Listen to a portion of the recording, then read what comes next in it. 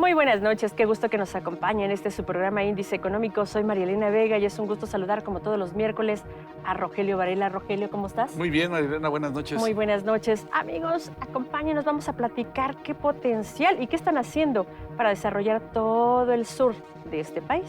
Comenzamos. Analistas consultados por Citibanamex confirmaron su estimación de que el próximo movimiento del Banco de México será un recorte a la tasa de interés de 25 puntos base, con lo que prevé que termine el año en un nivel de 11%. La Industria Nacional de Autopartes prevé que este año la producción anual de partes rondará los 112.702 millones de dólares, lo que representará la cifra más alta de lo que se tiene registro. El organismo informó que la producción de autopartes en nuestro país ha sido impulsado por los nuevos lineamientos del TEMEC, por el incremento en el armado de autos eléctricos en la región y por el nearshoring. De acuerdo con un análisis del Instituto Suizo IMD, de 64 naciones contempladas en el ranking mundial de competitividad 2023, México se posicionó en el lugar 56, lo que representó la caída de un puesto respecto a 2022. Desde que Pemex tomó la operación de la refinería de Deer Park en enero del año pasado, se han enviado a nuestro país 14.1 millones de barriles de combustibles. Del total de la producción de Deer Park, lo que se envía a México es entre 15 y 20%. ¿Qué alternativas se tienen para invertir en el corredor transísmico? Vea lo que le preparamos. Uno de los proyectos que impulsa el gobierno federal para llevar desarrollo industrial al sur del país es el corredor interoceánico, que conectará con una vía férrea a los puertos de Salina Cruz en Oaxaca con Coatzacoalcos en Veracruz. En mayo, la Secretaría de Economía presentó un plan para poner en esa zona 10 polos de desarrollo industrial, de los cuales se ha definido que 4 estarán en Veracruz y 2 en Oaxaca.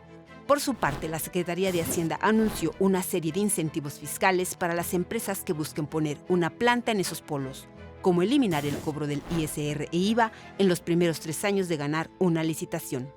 Para los expertos, el corredor interoceánico podría beneficiar la atracción de capitales como parte del nearshoring, pero debe acompañarse de inversiones sustanciales en suministro de energía, autopistas de conexión con otras regiones del país y ampliación de los puertos.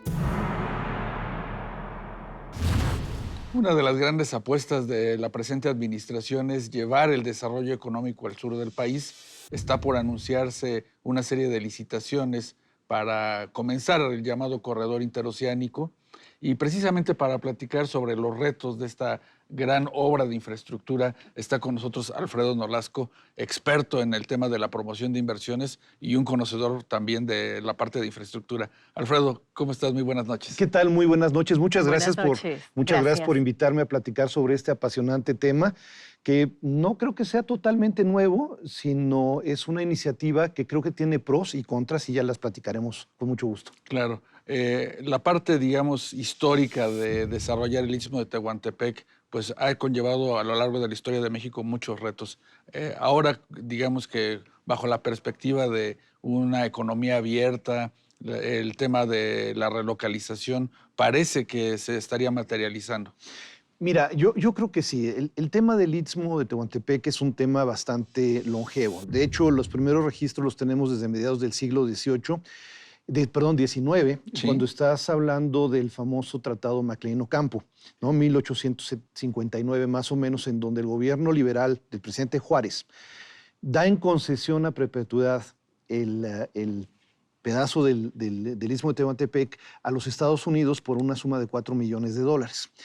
Eso nunca se concretó porque el Senado mexicano nunca se reunió y al mismo tiempo porque los Estados Unidos tampoco ratificaron el tratado por la guerra de secesión de Estados Unidos. Sin embargo, el embrión de por qué era necesario desarrollar ese corredor era tomando los beneficios del comercio internacional. Que ¿no? en ese momento pues ya empezaba a dar algunas luces, ¿verdad? Había 3 proyectos que estaban compitiendo para poder, digamos, equipararse a lo que ya había pasado en el canal de Suez. Era el proyecto de Panamá, el proyecto de Nicaragua y el proyecto de Tehuantepec.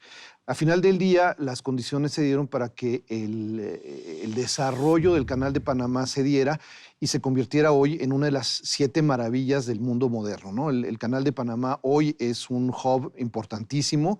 El Canal de Panamá tiene conexiones directas con 170 países y estás hablando que Panamá es un hub de logística. Estás hablando alrededor de unos 8 o 9 millones de contenedores que se manejan en los dos polos, tanto en el polo del Pacífico como en el polo del Atlántico, que son comparables a la cantidad total del récord de los contenedores que se mueven todo el sistema mexicano en el año 2022. Oye, Alfredo, ¿por qué si todo el corredor, el impulsar el corredor del sur del país viene desde del siglo XIX, ¿por qué no se ha podido hacer nada? ¿En dónde se ha fallado? ¿Dónde se ha atorado ese desarrollo?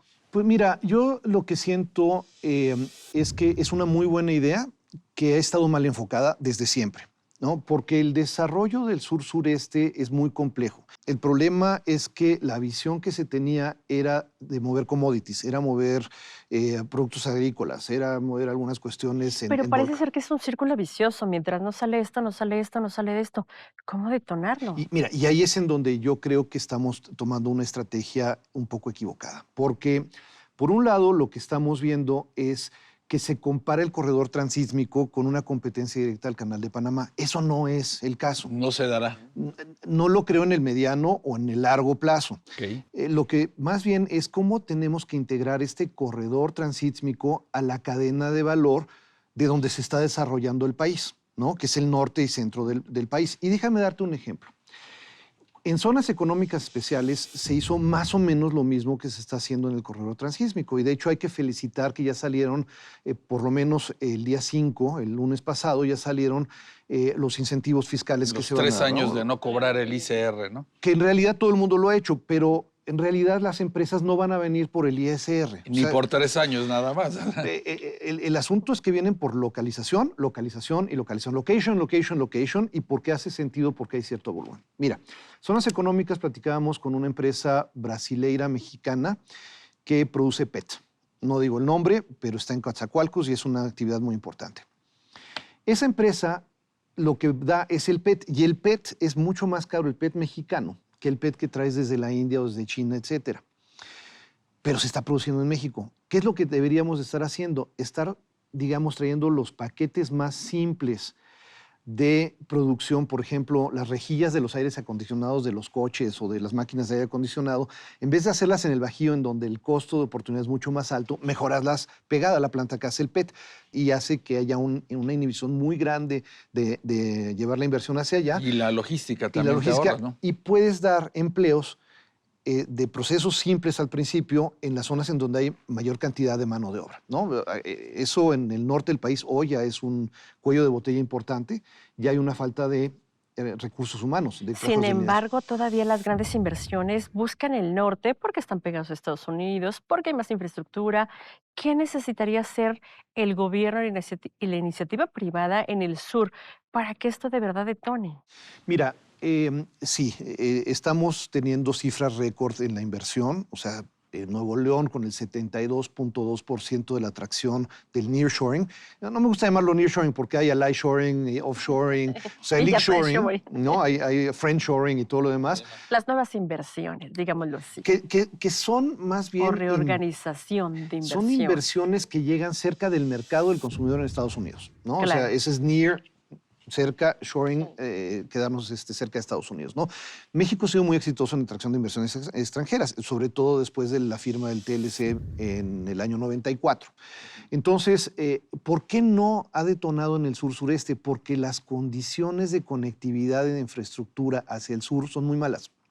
Si te pones a pensar, el único punto de contacto entre el sur-sureste, que es Yucatán, pero también Chiapas, tienes que pasar por el corredor del Istmo y no pasas por el Pacífico, pasas por el Atlántico, pasas por Veracruz, Puebla, etcétera. Y ahí se convierte en un lugar de concentración. No hemos desarrollado líneas alternativas. El caso, por ejemplo, entre Costa Rica y Panamá. Costa Rica y Panamá tienen el puerto Canoas, que es el más importante entre los dos países, pero se están desarrollando puertos alternativos, por ejemplo, el paso Zigzaola, que por cierto Ahí se acaba de inaugurar hace un par de años un puente que fue financiado con fondos de la MEXID, del Fondo de Yucatán, financiados por el Gobierno de México y construido por empresas mexicanas, ¿no? Entonces, ese tipo de cuestiones son las que tendríamos que estar viendo, alternativas en México. Y la estrategia, de nuevo, yo siento que no es compararnos con Panamá, sino cómo integramos al sur sureste a la cadena de proveeduría del centro y norte del país. Ahora, Alfredo, está por iniciar un proceso de licitación para parques industriales en este corredor interoceánico. ¿Habrá, digamos, que interés en participar cuando todavía no tienes infraestructura energética, disponibilidad de gas, por supuesto, conectividad no solamente en esta parte del ferrocarril, sino también con carreteras pues, de mayores especificaciones?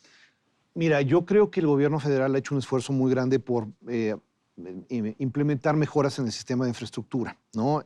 Falta mucho, pero están haciendo un esfuerzo por mejorarlo. Eso hay que reconocerlo, no todo es malo. Por otro lado, el asunto que tú tienes con las licitaciones es el siguiente. Vas a desarrollar un puerto en Coatzacoalcos y un puerto en Salina Cruz. Y tú le vas a dar condiciones a un operador para que pueda, digamos, expandirlo y tener un negocio. Por supuesto. Ahora, eso implica muchísimo dinero y necesitas resolver el problema del huevo o la gallina. ¿Qué va primero, la inversión o el volumen? Yo creo que el gobierno lo que tiene que hacer es inversión, pero tiene que ser inversión inteligente. Por ejemplo, ¿cuántas grúas para descargar barcos de contenedores tienes hoy operando en Coatzacoalcos o en Salina Cruz?